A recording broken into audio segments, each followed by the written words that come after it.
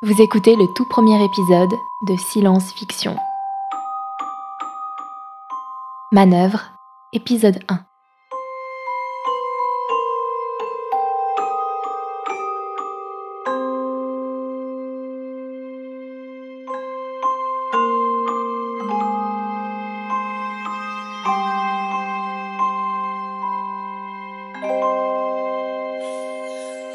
Les mains de l'artiste androïde parcourent de leurs doigts en forme de stylet la page numérique. À côté de lui, le système d'impression matérialise en temps réel les traits dessinés, puis les fait disparaître lorsqu'il hésite et reprend une courbe. J'ai demandé à ce qu'il tourne vers moi la création en cours pendant que je pose. J'aime regarder ce processus de mon portrait en train de se faire. C'est ce que nous appelons une impression. Une peinture numérique capable d'évolution légère une fois la peinture finie, notamment par réaction thermique, je crois. L'art des IA mélange différentes sensations que nous, humains, ne pouvons pas complètement comprendre. C'est le moyen d'espérer apercevoir quelque chose de la réalité du monde dans sa forme la plus complexe et supérieure. Une fenêtre sur le réel. Et Lucas Aurine, vous voulez bien tourner la tête de ce côté? NAC, c'est bien ainsi qu'on vous appelle. Oui. Avez-vous déjà été assigné à beaucoup d'élus auparavant? Vous êtes la première. Je suis une IA encore jeune. Mais j'ai réalisé de nombreuses impressions d'élus avant vous. L'androïde qui me peint ce jour-là, NAC, est l'androïde qui vient de m'être assigné, parce que j'ai été élu ce cycle martien. Chaque année, une nouvelle personnalité rejoint le cortège des élus. Un titre purement honorifique et de représentation, mais c'est important, la représentation. Nous sommes censés incarner un véritable modèle de réussite sociale.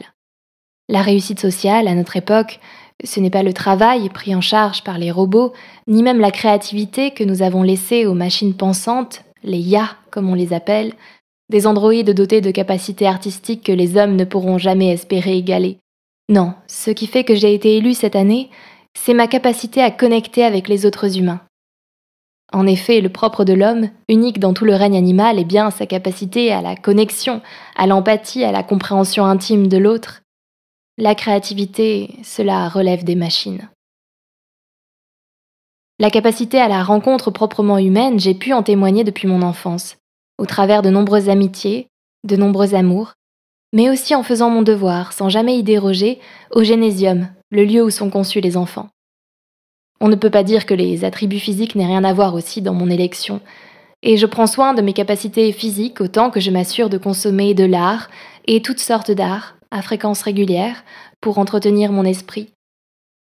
Mais il y a des choses qui vont au-delà. Mes capacités quasi télépathiques avec les personnes dont je suis le plus proche ont aussi joué pour beaucoup dans mon élection. C'est rare de se retrouver seul, d'autant plus devant une IA, aussi concentrée à me regarder. J'ai demandé à ce que l'impression soit visible depuis l'endroit où je posais, mais c'est surtout le IA que je regarde. La dextérité tranquille de ses membres est fascinante. Ses jambes sont courtes, rablées comme tout juste étudiées pour lui assurer une stabilité de tabouret. Il me regarde avec détachement et calcul, et je ne me sens pas vue, seulement étudiée, comme un objet, par les deux yeux symétriques sur son visage, mais aussi par le capteur qu'on dit qu'il a sur la bouche et la langue. Sa bouche est d'ailleurs entr'ouverte, laissant entrevoir des dents cristallines et parfaitement symétriques. Une deuxième main droite dessine au-dessus de la première, celle située à peu près au même endroit que chez les humains. Ses deux mains gauches, elles, sont tranquilles, comme s'il voulait prendre son temps cette fois et ne pas utiliser toute son habileté à penser en miroir pour me peindre simultanément des deux côtés.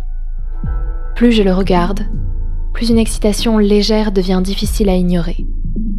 Je me focalise sur les deux mains gauches, alors inutiles, et les imagine se poser sur mon corps, mesurer mes formes directement, tandis que ses mains droites continueraient leur œuvre et que son visage demeurerait d'une impassibilité totale, d'une concentration sans embâge.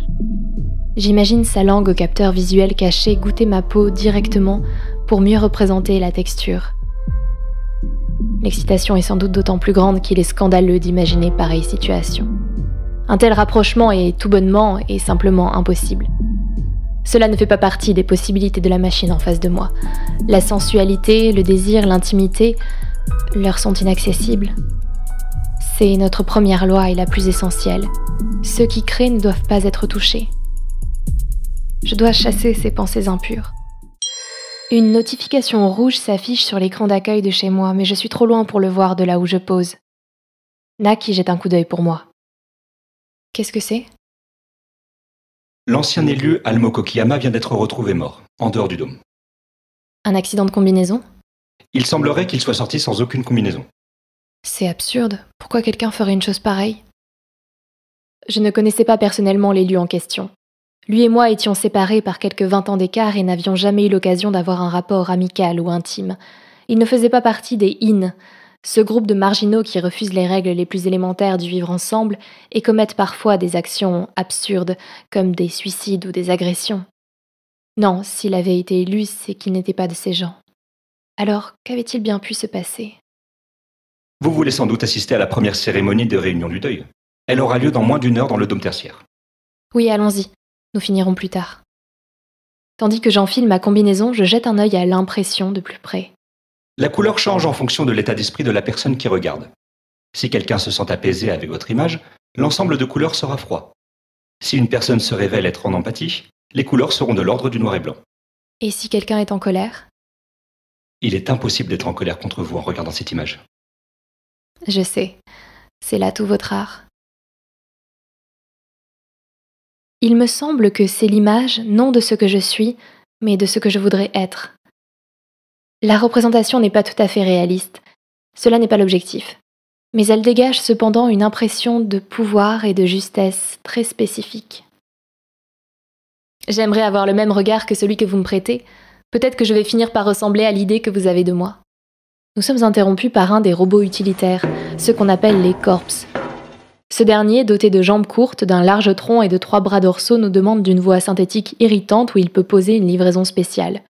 Il est embarrassé d'un large paquet octogonal emballé dans du plastique opaque. Il m'explique que ce paquet a été déposé devant chez moi au petit jour et que les bots de vidéosurveillance n'ont pas réussi à identifier la personne qui l'a déposé, car son comportement correspond à un grand nombre de personnes entrées dans les bases, comme si elle avait réussi à imiter plusieurs identités afin de ne pas être reconnue. Je m'applique à déballer l'objet tandis qu'il finit ses explications. Ma curiosité a toujours largement dépassé ma prudence. C'est une toile à l'ancienne. Je n'en avais jamais vu de semblable. De la simple peinture à l'huile déposée sur une toile en châssis. Cette toile me met mal à l'aise. Il s'agit d'une œuvre qui ne représente rien de concret. Terriblement limitée à de la peinture qui a coulé sur la toile, victime de la gravité. Différents tons de rouge y sont visibles, quelques touches de bleu et quelques espaces encore blancs, vierge de ne pas avoir été touchée par le pinceau. Une forme de violence crasse en émane. Tandis que je regarde cette œuvre, à défaut d'autre nom, il me semble qu'on joue à mes oreilles une petite musique, lancinante, faiblarde et irritante, presque un acouphène. Je ne sais sous quelle impulsion je tends la main pour toucher le tableau, un endroit où la peinture fait de petits monticules. Du rouge me reste sur le doigt. La peinture n'est pas encore sèche. Je commande au robot. Fais identifier la toile, il doit bien y avoir une IA qui réalise ce genre de production. Il s'agit peut-être d'un cadeau d'un artistier encore méconnu, avant-garde. Mais j'en doute. Vous faites bien de vous renseigner. Je détourne les yeux du tableau et tâche d'oublier ce que j'associe désormais à un sombre présage. Drôle de cadeau de bienvenue pour une nouvelle élue. On dirait un bug de créativité. Il faut nous mettre en route, élu Kaorin.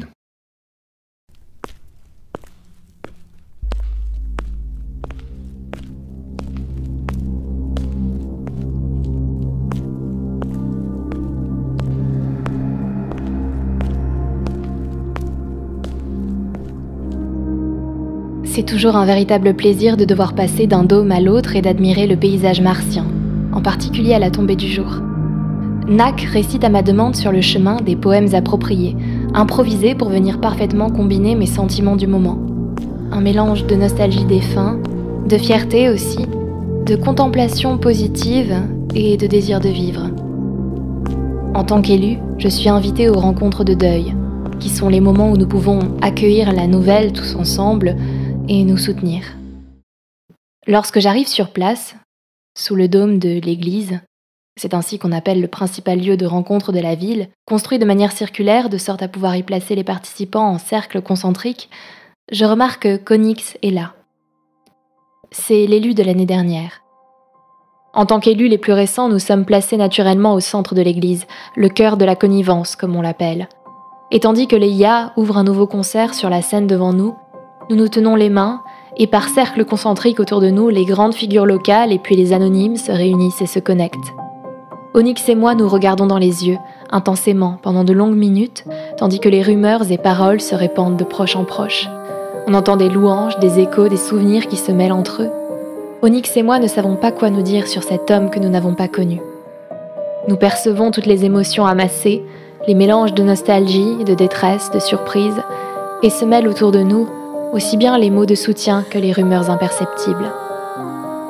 Comment vas-tu ? Nous sommes issus de la même génération du Génésium. Nous avons été amants à plusieurs moments dans nos vies, mais plus depuis longtemps. Je ne pensais pas qu'il serait élu, pour être honnête. Je le trouve trop jeune dans son physique, presque maigrelet, mais il dégage, c'est vrai, une densité particulière qui fait qu'il est si difficile de lui donner un âge. Pas de barbe ou bien éparse s'il la laisse pousser, brun à la peau mate, des sourcils dessinés en ailes d'aigle, il est un mélange de masculin et de féminin, au sens ancien et symbolique, ce qui lui donne sans doute ce quelque chose qui fait la différence. Je me demande ce qu'il pense de moi maintenant. S'il se rappelle comme moi nos premières expéditions en dehors du dôme à la tombée de la nuit durant notre adolescence, comment nous nous étions embrassés face au canyon d'argent, dont le nom prenait enfin tout son sens sous la lumière de Deimos, une des 2 lunes de Mars. Je me demande pourquoi il ne m'a pas donné de nouvelles et ce qu'il pense de mon élection. Les amants qu'on a perdus sans comprendre pourquoi prennent ainsi une importance démesurée. Je lui réponds. Je suis un peu sous le choc, évidemment. Comment peut-on mourir ainsi ? La rumeur dit que c'est un suicide. Un suicide ? Pour un élu ? Je sais, ça ne semble pas faire sens. Merci pour ta rumeur. La rumeur est un bien précieux dans une société basée sur la relation. Elle est une forme de connaissance reconnue et accueillie. Je lui propose timidement de venir chez nous ensuite, une fois la cérémonie terminée, pour rattraper le temps perdu. Il acquiesce et sourit, et j'imagine que ça veut dire « avec plaisir ». Quelques heures plus tard, nous sommes chez nous, nos 2 androïdes à la porte, tandis que nous nous embrassons avidement. Ça y est, je le trouve beau à nouveau. Et visiblement, il avait envie de me retrouver aussi, même si je peine à percer à jour ce qu'il garde encore secret. Aucune de ses pensées ne me parviennent clairement. Peut-être qu'on ne pense pas clairement dans ces moments-là. Et Lucas Aurine, pardon de vous interrompre, c'est urgent. Les résultats de l'analyse du tableau viennent de nous parvenir. Ce n'est pas de la peinture, c'est du sang et un peu de salive. Des fluides humains ? Oui. Ça ne fait aucun sens. Onyx écoute d'une oreille distraite en enfilant la combinaison qu'il avait commencé à défaire. On sait de qui ils viennent ? D'après l'étude ADN de votre sœur, Isbrina.